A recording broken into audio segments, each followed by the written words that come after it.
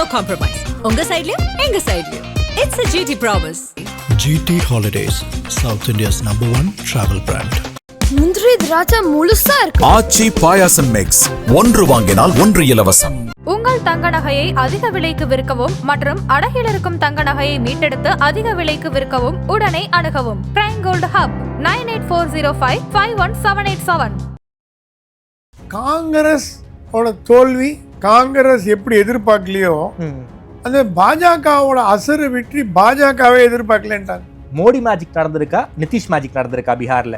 அதற்கு முதல் காரணம் நிதிஷ்.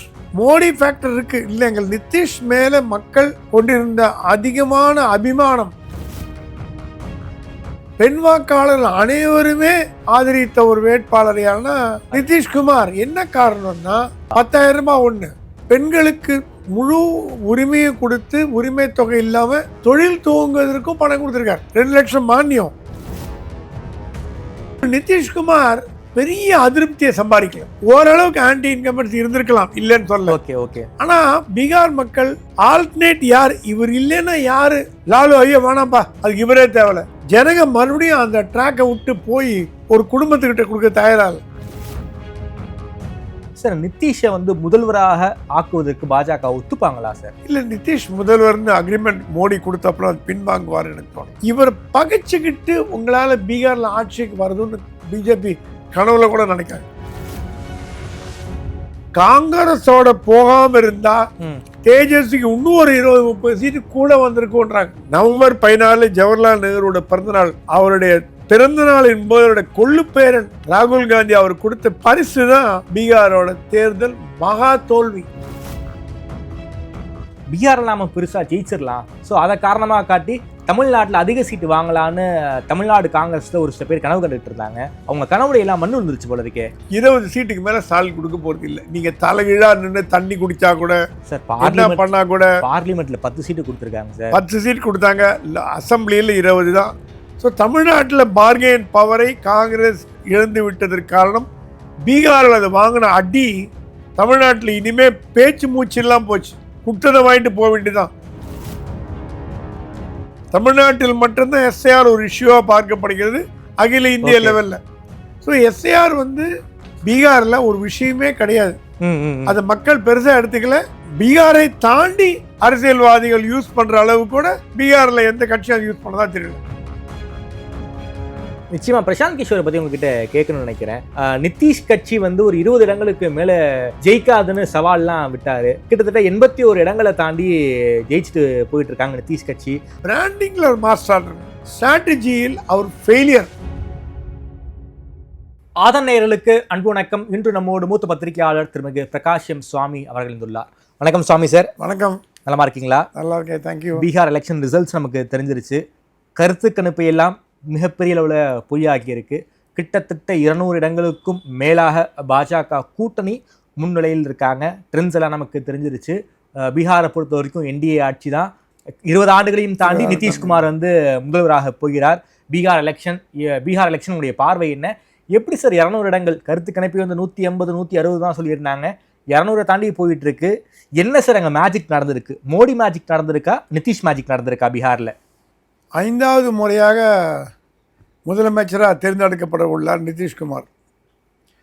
பல்வேறு கட்சிகளில் இருந்தால் கூட முதலமைச்சர்ன்ற முறையில் தேர்ந்தெடுக்கப்பட்டார். நான் பாட்னாவில் ஒரு ஹிந்தி ஜேர்னலிஸ்ட்டை காலையில் கூப்பிட்டு பேசினேன், என்ன நடக்குதுன்னு கேட்டேன். நமக்கு பீகார் பாலிடிக்ஸ் அந்த அளவுக்கு நமக்கு ஒன்றும் பரிச்சயம் கிடையாது. அவர் சொன்னார், நிதிஷ்குமார் அது become a cult figure in Bihar. Okay, ஒரு கல்ட் ஃபிகர் மாதிரி ஆகிட்டார். லாலுவோட ஒரு படி மேலே போய், லாலு தான் தண்ணீரில்லா தலைவர். ஒரு காலத்தில் காங்கிரஸ் ஆண்ட மாநிலம் அது. கர்பூரி தாக்கூர் அவங்கெல்லாம், நம்ம பெரிய ராஜ்நாராயண், இந்திரா காந்தி எமர்ஜென்சி எதிர்த்த ராஜ்நாராயண் எல்லாம் அந்த மாதிரி ஒரு ஹாட் பெட்டர். லோகியா, ராம் மனோகர் லோகியா. அப்புறம் லாலு வந்தார், ஒரு 15 வருஷம் ரூல் பண்ணார். அவர் ஒய்ஃபு மாற்றி ரூல் பண்ணாங்க. ஓகே. ஸோ காங்கிரஸோட தோல்வி காங்கிரஸ் எப்படி எதிர்பார்க்கலையோ அந்த பாஜகவோட அசரு வெற்றி பாஜகவே எதிர்பார்க்கலன்ட்டாங்க. பீகாரில் பாஜக இந்த வெற்றியை கண்டிப்பாக எதிர்பார்க்கவில்லை. ஓகே, நம்ம வின் பண்ணுவோம், மெஜாரிட்டி வந்துடும், போயிடுவோம் அப்படின்னு நினச்சாங்களே தவிர ஸ்வீப் பண்ணுவோம், 200க்கு மேலே வரும், இதெல்லாம் வந்து நினச்சி கூட பார்க்க முடியாது. வந்து இந்த மாதிரி ஒரு பீரியடில் ஆன்டி இன்கம்பன்சி வேவ் 20 வருஷமாக இருந்தார், இதெல்லாம் பேச்சு. தேஜஸ்வி யங்ஸ்டர் இளைஞர், அவருக்கு ஒரு வாய்ப்பு கொடுத்து பார்த்தா என்ன, அவருடைய வாக்குறுதிகள் இத்தனையும் மீறி பாஜக கூட்டணி 700 வந்திருக்குன்னா அதற்கு முதல் காரணம் நிதிஷ் தானா? நிதிஷ் தான். மோடி ஃபேக்டர் நிதிஷ் வந்து மோடி ஃபேக்டர் இருக்கு இல்லைங்க. நிதிஷ் மேலே மக்கள் கொண்டிருந்த அதிகமான அபிமானம், அவரை வந்து இந்த நீங்கள் பீகாரில் வந்து ஆண் வாக்காளர்களை பெண் வாக்காளர்கள் அதிகம். பெண் வாக்காளர்கள் அனைவருமே ஆதரித்த ஒரு வேட்பாளர் யாருன்னா நம்ம சீஃப் மினிஸ்டர் நிதிஷ்குமார். என்ன காரணம்னா 10,000 ரூபாய் ஒன்று, பெண்களுக்கு முழு உரிமையை கொடுத்து உரிமை தொகை இல்லாமல் தொழில் துவங்குவதற்கும் பணம் கொடுத்துருக்காரு. 2 லட்சம் மானியம். 2 லட்சம் மானியம். பல பெண்கள் அந்த மாநிலம் வந்து பிமாருன்ற ஒரு மாநிலங்கள் ஒன்றாக கருதப்பட்டது. டெவலப்மெண்ட்டே ஆகாத ஒரு மாநிலம் MP, UP, பீகார் அதெல்லாம். அதில் வந்து 15 ஆண்டுகால லாலு பிரசாத் ஆண்டு அதில் வந்து மாட்டு தீவன ஊழலில் மலிஞ்ச ஒரு ராஜ்யமாக இருந்தது. ஒரு 10 வருஷமாக தான் பீகார் வந்து டெவலப்மெண்டல் பாதையில் போயிட்டுருக்கு, thanks to Modi and Nitish Kumar. ஜனங்க மறுபடியும் அந்த ட்ராக்கை விட்டு போய் ஒரு குடும்பத்துக்கிட்ட கொடுக்க தயாராக. லாலு மனைவி ராப்ரி, அப்புறம் வந்து முதல் பையன் தேஜா, 2வது தேஜஸ்வி யாதவ், இப்படி ஒரு குடும்பத்துக்குள்ளேயே போகிறதுக்கு பிடிக்கல. பீகாரில் அவேர்னஸ் வருமா அப்படின்னு கேட்டவங்க காலங்கள்லாம் உண்டு. பீகார் மக்கள்லாம் ரொம்ப வெள்ளந்தி அப்படியே லாலுக்கு போட்டுருவாங்க. இந்த சோஷியல் மீடியா ரெவல்யூஷன், என்னோடய ஃப்ரெண்டு ஒரு chairman of the IT company சொன்னார், ஸ்டடி பண்ணி பார்த்தல, சோஷியல் மீடியா ரெவல்யூஷன் பீகாரில் நடந்திருக்கு. ஓகே, எப்படி நம்ம ஸ்டாலின் கட்சியை சேர்ந்தவங்க பீகாரிகளை பானிபூரின்னு சொன்னதை டிரான்ஸ்லேட் பண்ணி இந்தியில் வாய்ஸ் ஓவர் போட்டாங்களோ, அந்த மாதிரி பிஜேபியோட சோஷியல் மீடியா பிரச்சாரம் பீகாரில் பயங்கரமாக சென்றடைஞ்சிருக்கு. ஒன் ஆஃப் த விக்ட்ரி, பல காலங்கள் ஒன் ஆஃப் த காரணம் வந்து சோஷியல் மீடியா ஹேண்டில் பண்ண பிஜேபி அண்ட் நிதிஷ்குமாரோட JDU பிரமாதமாக ஹேண்டில் பண்ணிருக்கிறாங்க. 2வது வந்து அவங்க வந்து திருப்பி லாலு பிரசாத் கிட்ட போகிறதுக்கு அவங்க தயாராக இல்லை. ஓகே, ஏன்னா அவங்க வந்து அது ஊழல்வாதி, ஜங்கிள் ராஜ். மோடியோட பிரச்சாரம் எடுபட்டுதானா? கண்டிப்பாக எடுபட்டு, நல்ல எடுபட்டு. இவங்க என்ன பண்ணிட்டாங்க, கடந்த தேர்தலில் யார் பாஜகவுக்கு எதிராக வேலை பண்ணாங்களோ அவங்களெல்லாம் உள்ளே இழுத்து போட்டுக்கினாங்க. ஃபார் எக்ஸாம்பிள் வந்து பார்த்தீங்கன்னா மைதிலி தாக்கூர்னு 24 வயது இளம் பெண், அவங்கள வந்து MLA ஆயிருக்காங்க. ஆமாம். அப்புறம் வந்து ஜிதன் ராம் மஞ்சி, முன்னாள் முதலமைச்சர், ஷார்ட் டேர்ம் முதலமைச்சர். ஆமாம். அவர் வெளியில் போவாரா உள்ளே இருப்பாரா என்னன்னு பார்த்தாங்க. மோடி சொன்னார், இல்லை மஞ்சிக்கு கொஞ்சம் செல்வாக்கு இருக்குது, அவர் 10 சீட்டு கொடுங்கன்னு. 6ல் 5 ஜெயிக்க போகிறார். அப்புறம் உபேந்திர குஷ்வாகான்னு ஒருத்தர் ராஜ்யசபா மெம்பர் ஆக்கி அவருடைய வாக்கெல்லாம் கொண்டாங்க. அப்புறம் பவன் சிங்னு ஒரு சிங்கர், ஒரு பாடகர், பயங்கரமான பாப்புலாரிட்டி உடையவர், அவரை மோடி உள்ள இழுத்து போட்டார். லாஸ்ட் டைம் பீகார் எலெக்ஷன்ல கொஞ்சம் போட்டு பார்த்தாங்க, நிதிஷ பாஜக போட்டு பார்த்தாங்க. அதாவது நிதிஷ்குமார் எங்க வேட்பாளர் நிப்பாட்டினாரோ அங்க வந்து சிராக் பஸ்வான வேட்பாளர் நிப்பாட்ட வச்சு நிதிஷோடைய வெற்றியை வந்து பாஜக தடுத்தாங்க. ஆனா இப்போ வந்து நிதிஷ்குமார் பிஜேபி அதே போல வந்து சிராக் பஸ்வானை உள்ள இணைத்து ஒரு மிகப்பெரிய கூட்டணி பலத்தோட ஜெயிச்சிருக்காங்க. சிராக் பஸ்வானை கொம்பு சீவி விட்டதே பிஜேபி தான் லாஸ்ட் எலெக்ஷன்ல. இப்போ கூட சிராக் பஸ்வான் வந்து மோடியோட செல்ல பிள்ளையா இருக்கிறதுக்கு காரணமே நிதிஷ் வம்பு பண்ணான்னா சிராகை உள்ள இழுத்துக்கிறதுக்கு ஒரு பிளான். அது ஒரு சிராக் வந்து பொலிட்டிக்கல் ஃபேமிலி. ராம்விலாஸ் பாஸ்வானோட பையன் ராம்விலாஸ் பாஸ்வான், ஜெகஜீவன் ராம் போன்ற ஒரு பட்டியலின மக்கள் தலைவரில் வந்து இந்தியாவோட பாப்புலர் தலைவரில் அவர் ஒருத்தராக இருந்தார். அவர் மறைந்த பிறகு அவர் பையன் வந்துட்டான். ஸோ இந்த மாதிரி பவன் சிங்கு இவங்களெல்லாம் உள்ளே கொண்டாந்தது பாஜகவோட வெற்றியை வந்து ஸ்ட்ரெங்தன் பண்ணிடுச்சு. சார், மைக்ரோ மேனேஜ்மெண்ட்டில் ஒர்க் பண்ணியிருக்காங்களோ பிஜேபி? RSS அண்ட் பிஜேபி ரொம்ப நல்லா இணைஞ்சு வேலை செஞ்சது பீகார். ஓகே, அவ்வளோ பிரமாதம் வேலை பண்ணாங்க. யூபி மாதிரி கைவிடல. யூபி மாதிரி கைவிடல. அது இல்லாமல் ஜனங்களுக்கு வந்து சாய்ஸ் ரொம்ப கம்மியாக போச்சு. இப்போ இருக்கிற முதலமைச்சர் இல்லை முன்னாள் முதலமைச்சர் லாலுவா, ரெண்டு தான். ஓகே. முன்னாள் முதலமைச்சர் லாலு பற்றி அவருக்கு சரித்திரம் தெரியும். இவர் நிதிஷ்குமார் பெரிய அதிருப்தியை சம்பாதிக்கல. 20 ஆண்டு காலம் இருந்தார், பல்வேறு கட்சியில் இருந்தார்னா கூட அவர் மேலே ஒரு கோபமோ அதிருப்தியோ ஓரளவுக்கு ஆன்டி இன்கம்பன்சி இருந்திருக்கலாம், இல்லைன்னு சொல்ல. Okay okay. ஆனால் பீகார் மக்கள் ஆல்டர்னேட் யார், இவர் இல்லைன்னா யார், லாலு ஐயோ வேணாம்ப்பா, அதுக்கு இவரே தேவையில்ல.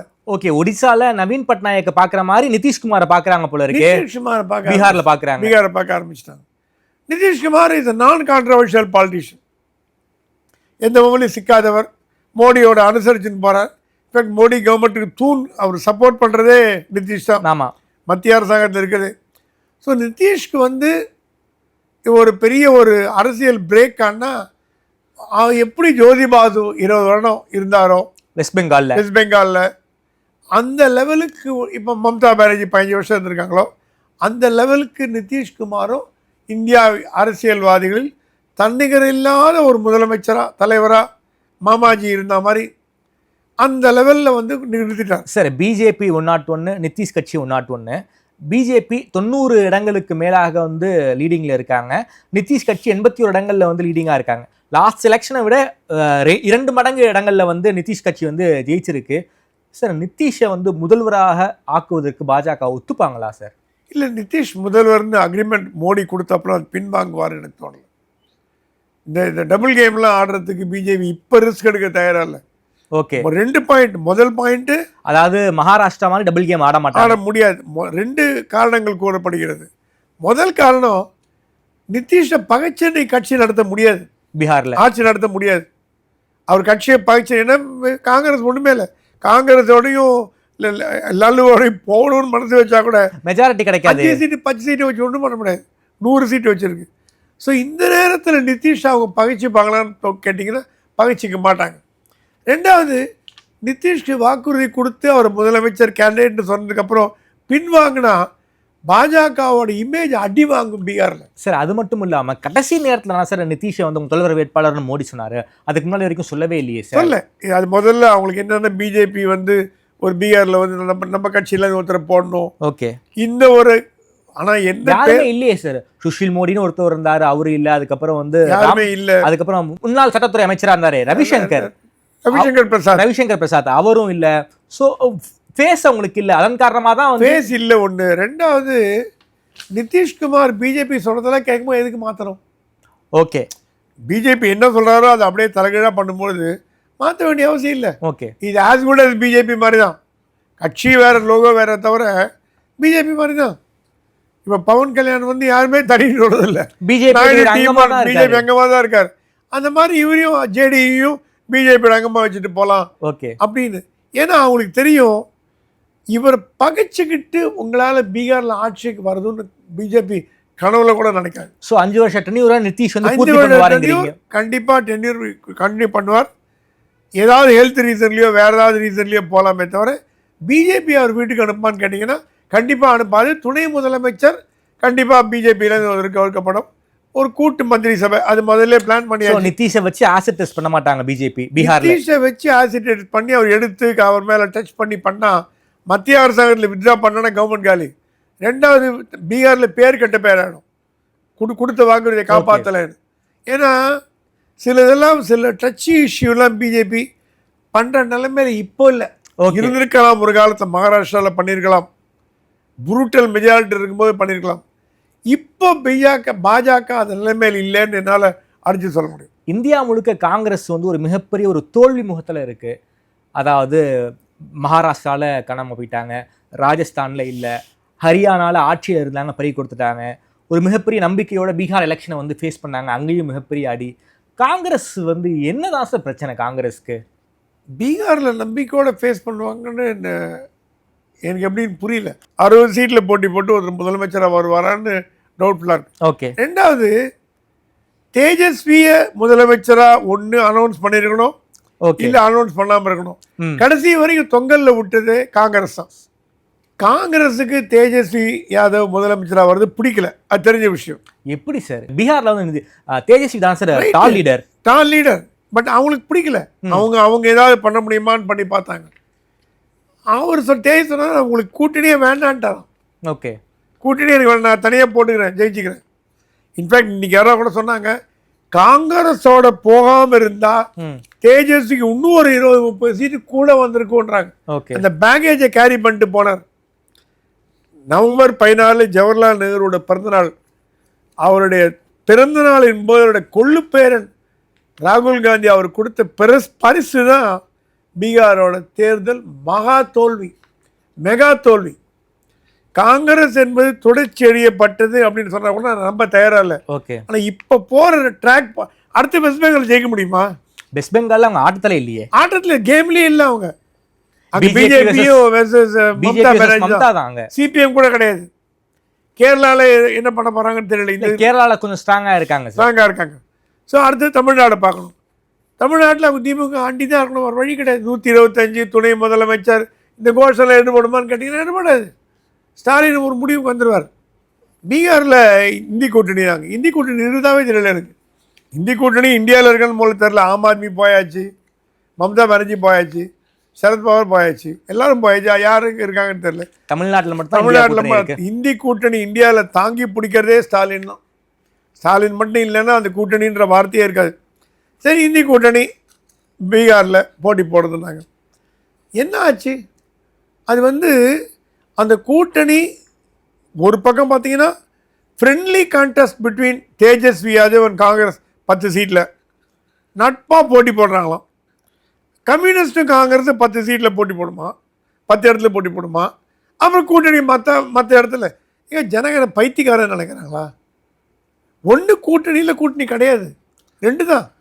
ஒரு தொகுதியில் கூட்டணி, ஒரு தொகுதியில் கூட்டணி இல்லைன்னா ஜனங்க இது இல்லை. ஏன்னா பீகார் மக்கள் இவ்வளோ தெளிவாக சிந்தனை பண்ணி வாக்கு போடுவாங்கன்னு ரொம்ப ரொம்ப தட் இஸ் ஒரு எதிர்பாராத ஒன்று. ஓகே சார், நான் பீகாரை தமிழ்நாடோட கம்பேர் பண்ணுறேன் சார். பீகாரில் நாம் பெருசாக ஜெயிச்சிடலாம், ஸோ அதை காரணமாக காட்டி தமிழ்நாட்டில் அதிக சீட்டு வாங்கலான்னு தமிழ்நாடு காங்கிரஸில் ஒரு சில பேர் கனவு கண்டுகிட்டு இருந்தாங்க. அவங்க கனவுடைய எல்லாம் மண்ணு விழுந்துருச்சு போல இருக்கே. தமிழ்நாடு காங்கிரஸில் என்ன ஒரு தீர்மானம் நிறைவேற்றினாங்கன்னா 125 இடங்கள் காங்கிரஸுக்கு போகணும். முதல்ல கேண்டிடேட் இருக்காங்களே தெரில, அது விஷயம். துணை முதலமைச்சர் ஓடணும். ஸ்டாலின் அதை பார்த்து சிரிச்சாராம். யாரை சொன்னாங்க? சிரிச்சு ஜோக்கு, நல்ல ஜோக்கு பண்ணி காலக்காலத்தில் நல்ல ஜோக்குன்றாராம். 20 சீட்டுக்கு மேலே ஸ்டாலின் கொடுக்க போகிறது இல்லை. நீங்கள் தலைகீழாக நின்று தண்ணி குடித்தா கூட சார், என்ன பண்ணால் கூட பார்லிமெண்ட்டில் 10 சீட்டு கொடுத்துருக்காங்க சார். 10 சீட் கொடுத்தாங்க. அசம்பிளியில் 20 தான். அதுவும் இப்போ பீகார் தோற்று போனதுக்கப்புறம் காங்கிரஸுக்கு ஃபேஸே கிடையாது கேட்குறதுக்கு. Congress has been decimated, all over India decimated. தமிழ்நாட்டில் மட்டும்தான் ஆக்சிஜன் கொடுத்து வச்சுருக்கார் ஸ்டாலின். ஆக்சிஜன் பிடிக்கிட்டாரு, அதுவும் போச்சு, அந்த எம்எல்ஏ போச்சு. கேரளாவில் ஏதாவது வருன்றாங்க தெரியல. கேரளாவில் குடும்ப இப்படி சண்டை ஜாஸ்தியாகுது. அங்கே ஒரே சண்டை சசி தரூர் வர்சஸ் உள்ள கேதி வேணுங்கப்பால் அந்த குரூப் எல்லாம் இருக்குது. ஸோ தமிழ்நாட்டில் ஒரு அசம்பிளியில் ஒரு 10 பேர் உட்காடுறாங்க, எம்எல்ஏ 15 பேர் உட்காடுறாங்கன்னா அதுக்கு டிஎம்கே தான் காரணம். இல்லை நான் 125 இடம் கேட்பேன், விஜயோட போங்கன்னா ஸ்டாலின் வெரி குட் தேங்க்யூ போயிட்டு வாங்கன்ட்டுவார். காங்கிரஸ் இல்லாமல் ஸ்டாலினால் ஜெயிக்க முடியும், ஸ்டாலின் இல்லாமல் காங்கிரஸால் ஜெயிக்க முடியுமான்னு கேட்டிங்கன்னா 2 ஓட்டு கூட வராது. ஸோ தமிழ்நாட்டில் பார்கெயின் பவரை காங்கிரஸ் இழந்து விட்டதற்கு காரணம் பீகாரில் அதை வாங்கின அடி. தமிழ்நாட்டில் இனிமேல் பேச்சு மூச்செல்லாம் போச்சு. குட்டதை வாங்கிட்டு போக வேண்டியதான்.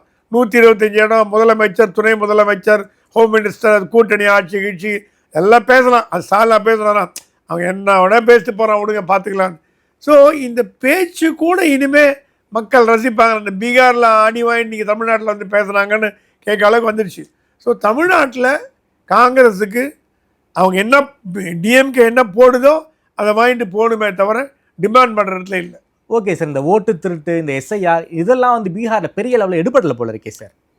கண்டிப்பாக எடுபடல. ஏன்னா எஸ்ஐஆர் என்பது இருந்தவர்களின் வாக்குகளை நீக்குவது, இடம் மாறி போனவர்களை எடுப்பது. டபுள் என்ட்ரிலாம் நீக்கியிருக்காங்க. இந்த எஸ்ஐஆரை காங்கிரஸ் 2 தடவை 3 தடவை பண்ணது எல்லாருக்கும் மறந்து போச்சு. காங்கிரஸ் மத்திய அரசாங்கத்தில் இருக்கும் பொழுது இதை காங்கிரஸ் பண்ணிது. அப்போ யாரும் பெருசாக சொல்ல. அது இல்லாமல் ஓட்டு திருட்டு என்பதை வந்து பீகார் மக்கள் ஒரு இஷ்யூவாகவே கருதலை. ஓகே, இவங்க முதல்ல பேசுனாங்க, அப்புறம் அதை ஸ்டாப் பண்ணிட்டாங்க. கவனிச்சிங்களா? தேர்தல் பிரச்சாரம் நெருங்க காங்கிரஸ் என்ன சொன்னாங்களாம், நீங்கள் இந்த சொன்னீங்கன்னா அடுத்த கேள்வி ஜனம் கேட்போம், ஓஹோ அப்படின்னா ஏன் தேர்தலை பொறுக்கணிக்கலை அப்படின்னு கேட்டாங்கன்னு எங்கே மூஞ்ச வச்சுப்பேன்னு கடந்து ஸ்டாப் பண்ணிட்டாங்க, பேக் அடிச்சிட்டாங்க. தமிழ்நாட்டில் மட்டும்தான் எஸ்ஐஆர் ஒரு இஷ்யூவாக பார்க்கப்படுகிறது அகில இந்திய லெவலில். ஸோ எஸ்ஐஆர் வந்து நீங்கள் பார்த்தீங்கன்னா பீகாரில் ஒரு விஷயமே கிடையாது. அதை மக்கள் பெருசாக எடுத்துக்கல. அதை பீகாரை தாண்டி அரசியல்வாதிகள் யூஸ் பண்ணுற அளவு கூட பீகாரில் எந்த கட்சியும் யூஸ் பண்ணதா தெரியல. ஓகே சார், அப்படின்னா காங்கிரஸ் என்ன சார் செய்யணும்? ரொம்ப மோசமான நிலையில் இருக்காங்க, காங்கிரஸ் என்ன செய்யணும்? காங்கிரஸ் என்ன பண்ணணும்னா நல்ல தலைமை வேணும். மல்லிகார்ஜுன கார்கேலாம் ரிட்டையர் ஆகிட்டு ஓய்வு பெற நேரத்தில் அவர் டம்மியாக போட்டு உட்கார், டம்மி தலைவரே வராது. ஓகே ஓகே, மோடி மாதிரி அமித்ஷா மாதிரி காங்கிரஸ் இல்லைன்னு நினச்சிட்டு இருக்கீங்களா? சசி தரூர் இல்லையா? ஜெயராம் ரமேஷ் இல்லையா? எவ்வளோ சிறந்த அட்மினிஸ்ட்ரேட்டர்ஸ்லாம் காங்கிரஸில் இருக்காங்க. ஆனால் என்ன ஒரு காங்கிரஸில் ப்ராப்ளம் பிஜேபி மாதிரி இல்லைன்னா, பிஜேபியில் வாரிசு அரசியல் கிடையாது. ஸோ யார் திறமையானவரோ அவரை முதலமைச்சராகவோ பிரதமராகவோ போட முடியும். அது வந்து எது அகில இந்திய லெவலாகட்டும் மாநிலங்களாகட்டும் எப்படியா இருந்தாலும் திறமையானவர் எடுத்து போட முடியும். காங்கிரஸில் இந்திரா காந்தி, ராஜீவ் காந்தி, சோனியா காந்தி, ராகுல் காந்தி இப்படியே வருதே தவிர திறமைக்கு அங்கே வாய்ப்பு கொடுக்கப்படுவதில்லை. சரி, அப்போ கூட சொன்னாங்க பிரியங்கா துடிப்பாக இருக்காங்க, அவரை போட்டாலாவது ஏதாவது இங்கே வாரிசு அரசியல்ன்ற அந்த பிராக்கெட்டு வந்துடும்.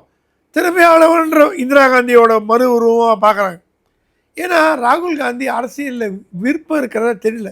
எப்போ வெளிநாட்டில் இருப்பார், எப்போ இந்தியாவில் இருப்பார், எப்போ ட்ராவல் பண்ணுவார், எப்போ பிரச்சாரத்துக்கு போவார்.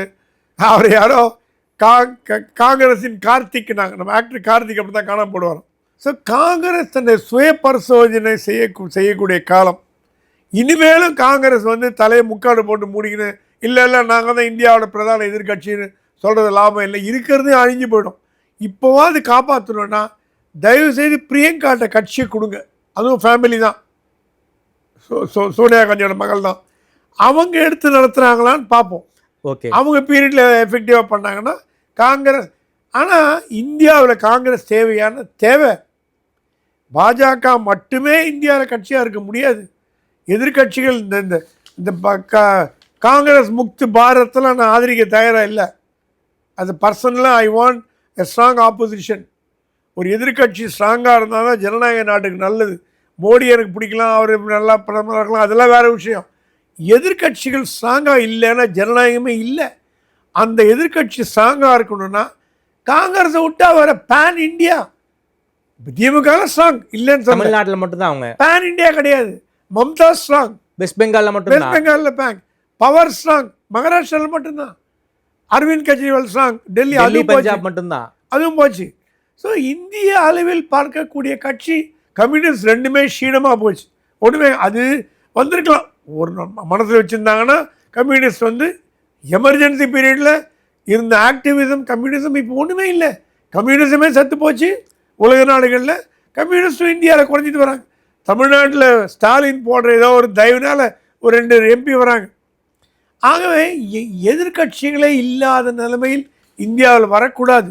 அது ஜனநாயகத்து ஆபத்து.